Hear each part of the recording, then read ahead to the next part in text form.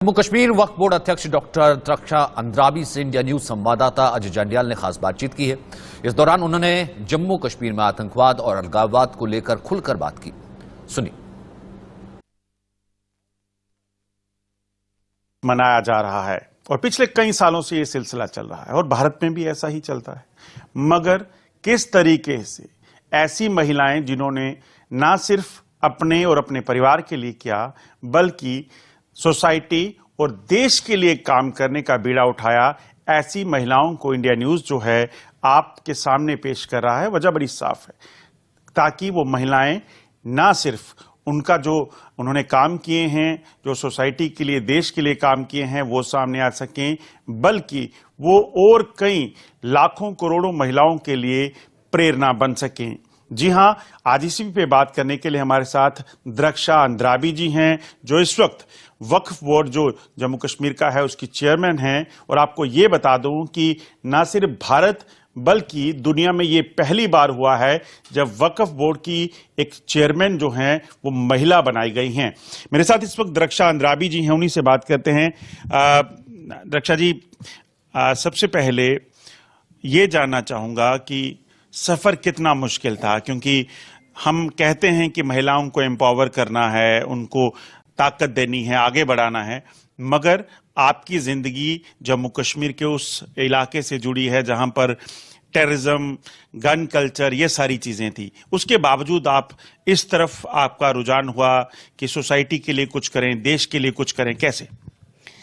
देखिए, आपका शुक्रिया। पहले हम करेंगे कि हमारा सफर आसान तो है नहीं, बिल्कुल कांटों भरा रास्ता था और कांटों भरे रास्तों से चल के ही हम यहाँ तक पहुंचे हैं और आज आपके सामने आपसे बात कर रहे हैं। क्योंकि हम ये नहीं कहेंगे कि एक लड़की के लिए, एक महिला के लिए सफर आसान रहता है, किसी के लिए भी हमें नहीं लगता है उतना आसान रहता है। हमेशा कांटे रहते हैं रास्तों में। जब भी वो निर्णय लेती है कि मैंने कुछ करना है, आगे बढ़ना है और सोसाइटी में जो एक रीत बनी रहती है और उस रीत को तोड़ना है, उस जो लक्ष्मण रेखाएं सोसाइटी की बनी रहती है उससे आगे बढ़ना है, उसके लिए बड़ी कठिनाइयों का सामना करना पड़ता है। एक चीज जानना चाहूंगा, जब आपने अपनी पार्टी बनाई 22 साल की उम्र में, उस वक्त टेररिज्म के लिहाज से देखा जाए,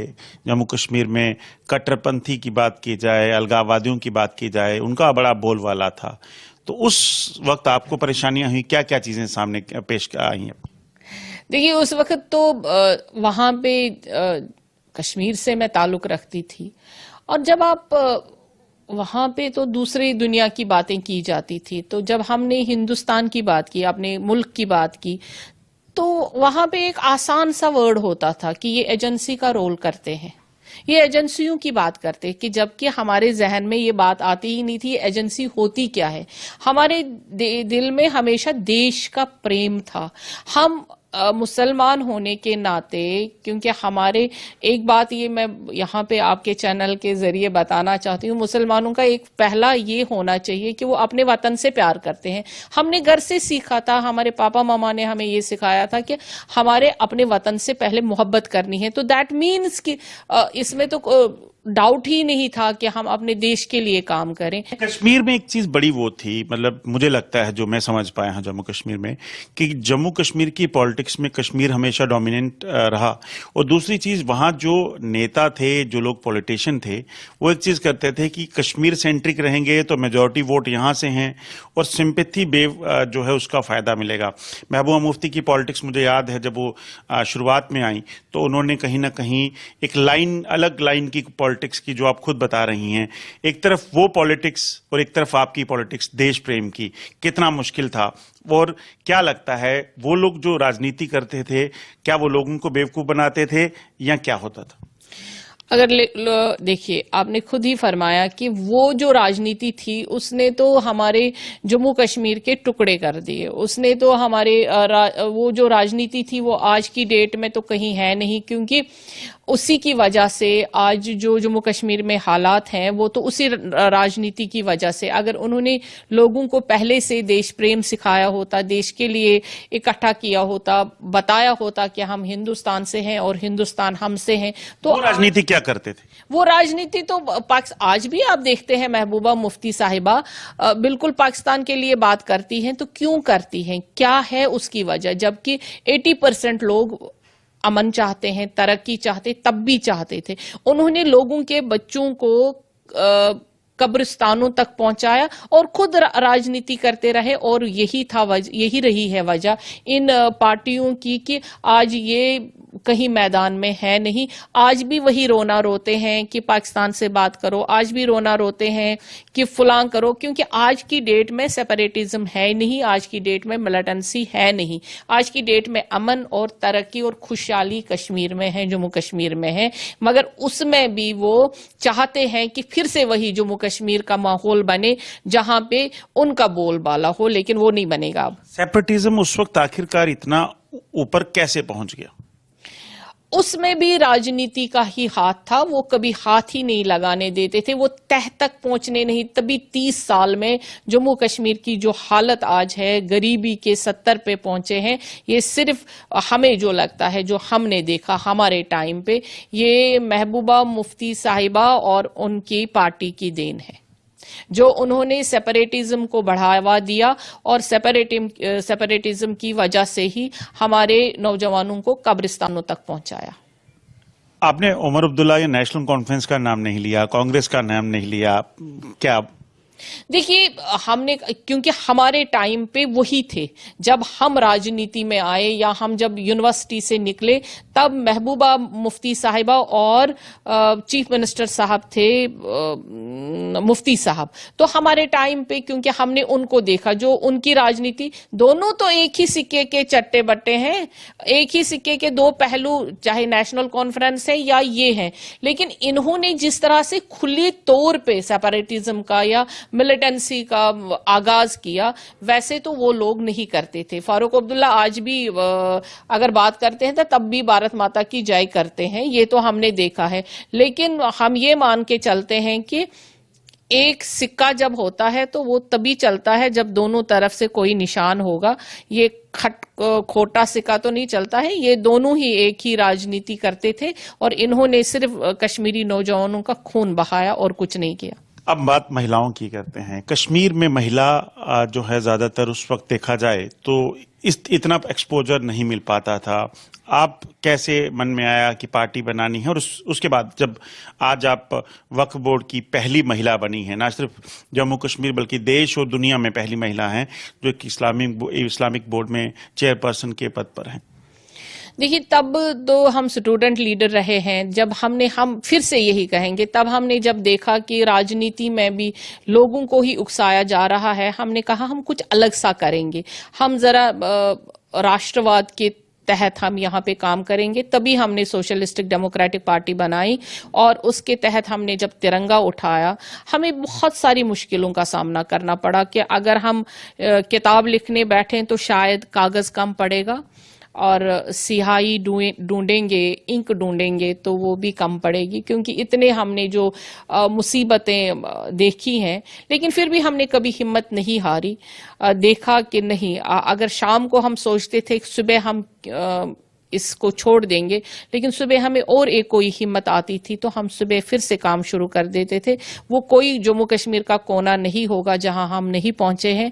हमने जब अकेले में ये निर्णय लिया 2008 में कि 22 कैंडिडेट हमने खड़े किए, तब भी हमारे वोट परसेंटेज नेशनल पार्टियों से ज्यादा था और हमारे कैंडिडेट दूसरे तीसरे नंबर पे थे। अकेले हम करते थे उस वक्त भी कैंपेनिंग, लेकिन हमने सोचा कि हमने आगे बढ़ना है। हमने ये नहीं सोचा कभी हम महिला है, कमजोर है, अबला नारी है, ये हमने कभी नहीं सोचा। लेकिन हमें यहाँ जम्मू में भी हमें बहुत प्यार मिला, उसमें आप लोगों का भी साथ है। हमें धमकियां भी मिलती होंगी, बंदूक का सामना करना भी पड़ा होगा, कभी ऐसा हुआ? वो अभी भी है। अभी कल की बात है, टीआरएफ ने हमें फिर से धमकी दी है और हमें हमेशा धमकी रही। हम हमेशा बंदूक के नोक पे रहे और स्टूडेंट लेवल से ही हमें धमकियां मिलती रही। लेकिन अब जब मौत आनी होगी वो तो आएगी, लेकिन हम अपने मिशन पे हैं, क्योंकि हमें यकीन है कि जिस ऊपर वाले ने हमें बनाया है उन्होंने हमें हिम्मत दी है, हम काम करेंगे। और जिस देश में हम पैदा हुए हैं, यहाँ पे आप देख रहे हैं कि महिलाओं को आगे बढ़ने की हिम्मत दी जाती है। आज की सरकार जहां तक देखा जाए, जैसे आपने खुद बताया कि पहली महिला है हम जो जम्मू कश्मीर वक्फ बोर्ड की चेयरपर्सन बनी, डॉक्टर दरक्षा अंद्राबी, लेकिन ये पूरी दुनिया में पहली कोई महिला, मुस्लिम महिला है जिसने इस्लामिक यानी वक्फ बोर्ड का चार्ज संभाला है। ये सारे हमारे प्रधानमंत्री जी का नजरिया है कि वो देखते हैं कि हमें महिलाओं को भी आगे बढ़ाना है, उनमें भी कैपेबिलिटी है, कैपेसिटी है, वो कुछ करेंगी। तो हम तो कोशिश ही कर रहे हैं, हमें तो यही है कि हमने काम करना है। जो हमें विभाग दिया गया है, हमने तो सोचा भी नहीं था कभी कि हमें ये विभाग दिया जाएगा। हम तो पहले सेंटर में रहे, आप जानते हैं कि मिनिस्ट्री ऑफ माइनॉरिटी में भी हमें ये विभाग दिया गया था, एज अ चेयरपर्सन हमने वहां भी काम किया। लेकिन यहाँ जब हमें बागडोर संभालने के लिए कहा गया तो हमारे लिए ये बहुत बड़ी बात थी। लेकिन उन्होंने भरोसा किया, जब प्राइम मिनिस्टर साहब आप पे, गृह मंत्री जी आप पे भरोसा करेंगे प्राइम मिनिस्टर साहब के बाद, क्योंकि हमारा जो ऑर्डर है वो गृह मंत्रालय से निकला है, तो उन्होंने भरोसा किया, तो ये हमारे लिए बहुत बड़ी बात थी।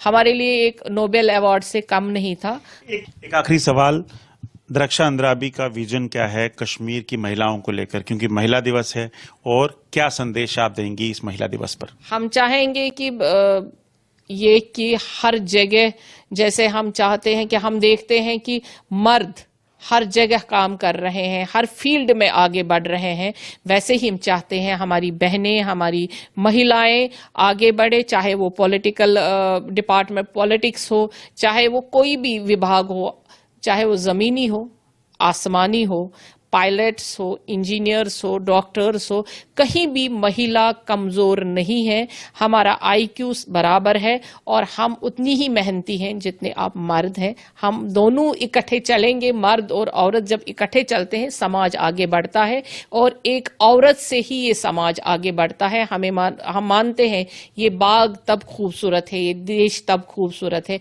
जब इसमें महिलाएं खूबसूरत होंगी। खूबसूरत सिर्फ ब्यूटीफुल नहीं होता, खूबसूरत एक माँ होती है, बहन होती है, गृहिणी होती है, उसी से ये देश चलता है। बहुत बहुत शुक्रिया हमसे बात करने के लिए। दरक्षा अंद्राबी कश्मीर की उन गलियों से जहां पत्थरबाजी, बंद, कर्फ्यू या आतंकियों के एनकाउंटर या गोलीबारी के सिलसिला जो है हुआ करता था, उन गलियों से निकलकर आज वक्फ बोर्ड की पहली चेयरमैन बनी हैं। ना सिर्फ जम्मू कश्मीर बल्कि दुनिया में पहली बार ऐसा हुआ है। तो कहीं ना कहीं उनका कहना और उनके जो व्यूज हैं वो बड़े इंपॉर्टेंट हैं। ये बताता है कि किस तरीके से महिलाओं को अगर आप जिम्मेदारी देते हैं तो ये जो महिला दिवस आप बना रहे हैं, इनकी इंपॉर्टेंस जो है इन महिलाओं को दिए गए हकों से ज्यादा ताकतवर हो जाती है।